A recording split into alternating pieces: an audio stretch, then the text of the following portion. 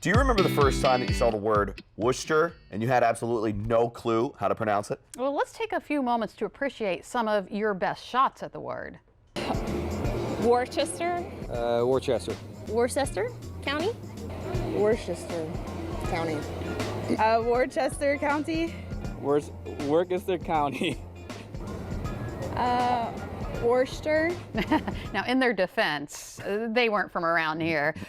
Worcester, it's Worcester County. But hey, we have to cut all those people slack because they, like I said, they were out-of-towners, and Delmarva has some unique names. But there's a lot of history packed into them. They can be traced back to native tribes that resided here. Well, our next guest is on a quest to preserve the language, culture, and history of Virginia's Eastern Shore, and he knows a thing or two about those small town names. Ryan Webb is a sociolinguist and blogger who has spent a good bit of time studying language. Ryan, thank you for being here on Delmarva Life. Okay, so first of all, before we dive into all of those names and everything, tell us a little bit about yourself and your interest in linguistics.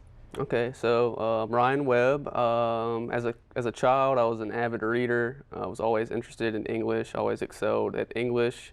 So I went off to school at Old Dominion University, and I got my bachelor's degree in English with a concentration in linguistics, which is basically the scientific study of language. And then I went back and got a master's degree in applied linguistics, with a concentration in sociolinguistics, which is basically looking at how language varies and changes according to the different situations that we find ourselves in. Sure, yeah. So with our unique town names here on Delmarva, they actually talk about our history, right? They're kind of linked together?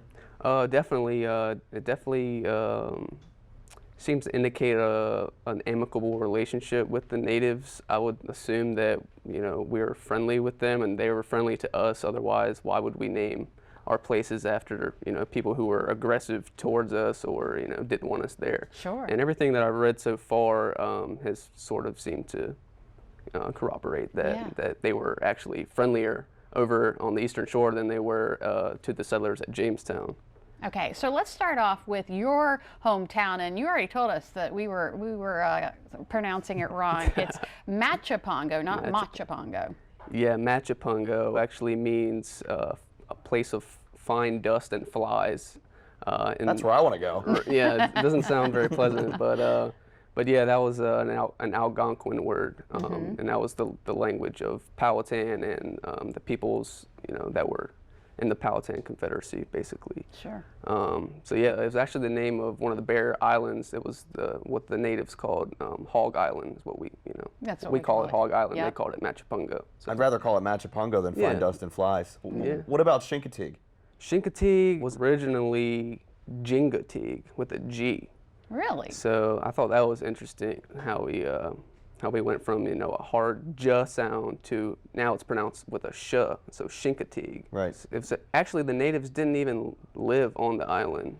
They lived on the northern part of the Eastern Shore, but they actually never lived on Chincoteague Island the way that people do today. Jincoteague, you mean? Jingateague. Yeah, Jingateague. All right, Nassawatix. Am I saying that right? Yeah, Nassawatix. Yep, that was a good one. Yeah. No one really, I think, knows what it means, but it was named after the Nuswatix Indians. Wasn't it after the first church that they had down there? Yes, the first church was Nuswatix Parish. Okay. And that's where Hungers is today, Hungers Church. All right.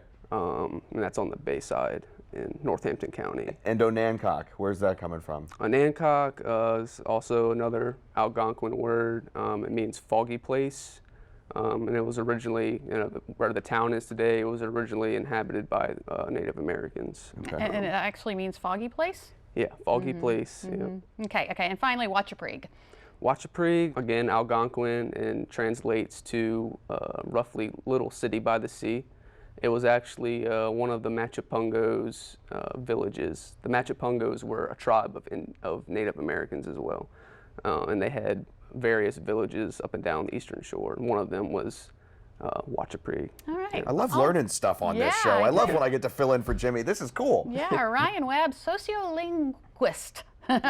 Never heard of that before, but now we know. Thank you for being here this afternoon.